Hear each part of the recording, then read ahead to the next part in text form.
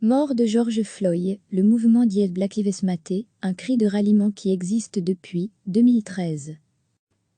Depuis la mort de George Floyd, un Afro-Américain âgé de 46 ans, décédé sous les coups de la police du Minnesota, les États-Unis sont en proie à des mouvements de contestation antiracistes à travers tout le pays. Avec un slogan qui n'est, malheureusement, pas nouveau, Black Lives Matter, qui signifie les vies de Noirs comptent.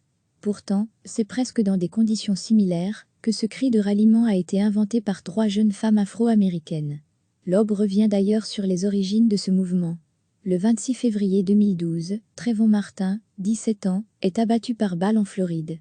L'homme qui l'a abattu est un vigile blanc, George Zimmerman. La mort de l'adolescent provoque également des manifestations en Floride, puis dans tout le pays et indigne, jusqu'à la Maison-Blanche. À l'époque, celui qui occupe le bureau ovale, c'est Barack Obama, premier président noir de l'histoire des USA. 1 an et demi après, juillet 2013, raconte l'Aube, George Zimmerman est acquitté des charges qui pèsent sur lui. Onde de choc, notamment dans la communauté noire des États-Unis. Ou plutôt de lâcheté diffusée sur Twitter en 2013. Après l'acquittement de George Zimmerman, l'activiste Alicia Garza poste un message sur Facebook où elle déclare son amour au peuple noir et elle conclut nos vies comptent.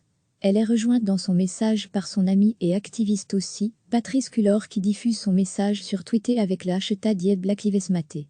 Le message fait un bond de la côte ouest directement à New York, où la militante d'origine nigériane Opal Tomti diffuse à son tour le message. Comme le rappelle l'Aube, c'est elle qui aura l'idée de la plateforme. Le mouvement est né.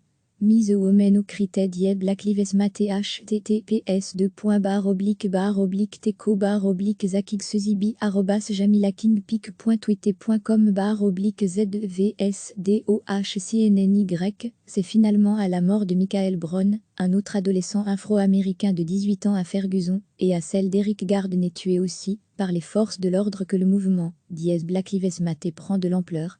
Ces décès, à nouveau, provoquent des mouvements de révolte dans les villes où ils ont eu lieu, mais aussi dans tout le pays.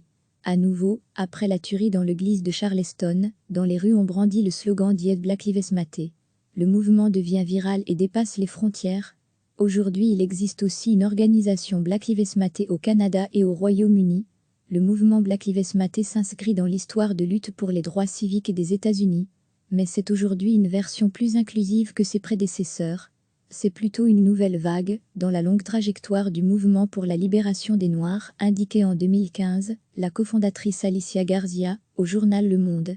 Lire aussi, mort de George Floyd, depuis 1965, des émeutes raciales ont éclaté dans de nombreuses villes des États-Unis, photos et vidéos. En fait, le mouvement se veut antiraciste, cela va de soi, multiracial, en faveur des droits des communautés LGBTQIA+, intersectionnelles et non fondées sur une religion.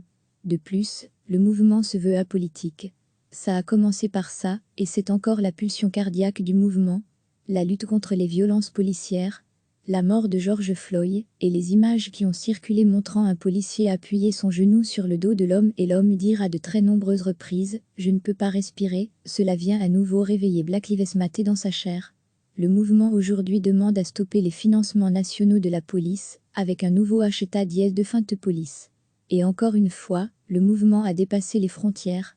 De Londres, en passant par Berlin, la Nouvelle-Zélande, Paris et même à Bruxelles ce jeudi, la vague Black Lives Matter se propage à travers le monde. Depuis la mort de George Floyd, un Afro-Américain âgé de 46 ans, décédé sous les coups de la police du Minnesota, les États-Unis sont en proie à des mouvements de contestation antiracistes à travers tout le pays. Avec un slogan qui n'est, malheureusement, pas nouveau, Black Lives Matter, qui signifie les vies de Noirs comptent. Pourtant, c'est presque dans des conditions similaires que ce cri de ralliement a été inventé par 3 jeunes femmes afro-américaines. L'Aube revient d'ailleurs sur les origines de ce mouvement.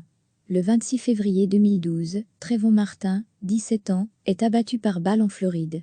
L'homme qui l'a abattu est un vigile blanc, George Zimmerman. La mort de l'adolescent provoque également des manifestations en Floride, puis dans tout le pays et indigne, jusqu'à la Maison-Blanche. À l'époque, celui qui occupe le bureau ovale, c'est Barack Obama, premier président noir de l'histoire des USA. 1 an et demi après, juillet 2013, raconte l'Aube, George Zimmerman est acquitté des charges qui pèsent sur lui. Onde de choc, notamment dans la communauté noire des États-Unis. Ou plutôt de lâcheté diffusée sur Twitter en 2013. Après l'acquittement de Georges Zimmerman, l'activiste Alicia Garza poste un message sur Facebook où elle déclare son amour au peuple noir et elle conclut « Nous vicomtes ». Elle est rejointe dans son message par son ami et activiste aussi, Patrice Cullor qui diffuse son message sur Twitter avec le hashtag #BlackLivesMatter. Le message fait un bond de la côte ouest directement à New York, où la militante d'origine nigériane Opal Tomti diffuse à son tour le message. Comme le rappelle l'Aube, c'est elle qui aura l'idée de la plateforme. Le mouvement est né. Mise au menu critère #BlackLivesMatter https://zakixzibi@teco_zakixsuzibi@jamilakingpic.twitter.com/ZVSDOHCNNY Mise au menu critère #BlackLivesMatter https://teco_zakixsuzibi@jamilakingpic.twitter.com/ZVSDOHCNNY C'est finalement à la mort de Michael Brown, un autre adolescent afro-américain de 18 ans à Ferguson, et à celle d'Eric Gardenay tué aussi, par les forces de l'ordre que le mouvement, #BlackLivesMatter prend de l'ampleur. Ces décès, à nouveau, provoquent des mouvements de révolte dans les villes où ils ont eu lieu, mais aussi dans tout le pays. À nouveau, après la tuerie dans l'église de Charleston, dans les rues on brandit le slogan #BlackLivesMatter.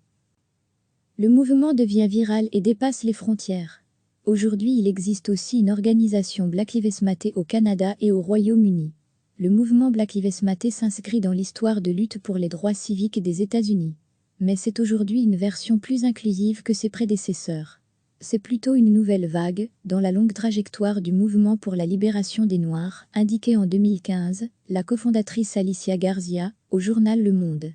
Lire aussi, mort de George Floyd. Depuis 1965, des émeutes raciales ont éclaté dans de nombreuses villes des États-Unis, photos et vidéos. En fait, le mouvement se veut antiraciste, cela va de soi, multiracial, en faveur des droits des communautés LGBTQIA+, intersectionnelles et non fondées sur une religion. De plus, le mouvement se veut apolitique. Ça a commencé par ça, et c'est encore la pulsion cardiaque du mouvement. La lutte contre les violences policières. La mort de George Floyd, et les images qui ont circulé montrant un policier appuyer son genou sur le dos de l'homme et l'homme dire à de très nombreuses reprises « Je ne peux pas respirer », cela vient à nouveau réveiller #BlackLivesMatter dans sa chair. Le mouvement aujourd'hui demande à stopper les financements nationaux de la police, avec un nouveau hashtag #DeFundThePolice. Et encore une fois, le mouvement a dépassé les frontières. De Londres, en passant par Berlin, la Nouvelle-Zélande, Paris et même à Bruxelles ce jeudi, la vague #BlackLivesMatter se propage à travers le monde. Cliquez sur s'abonner pour recevoir les dernières nouvelles.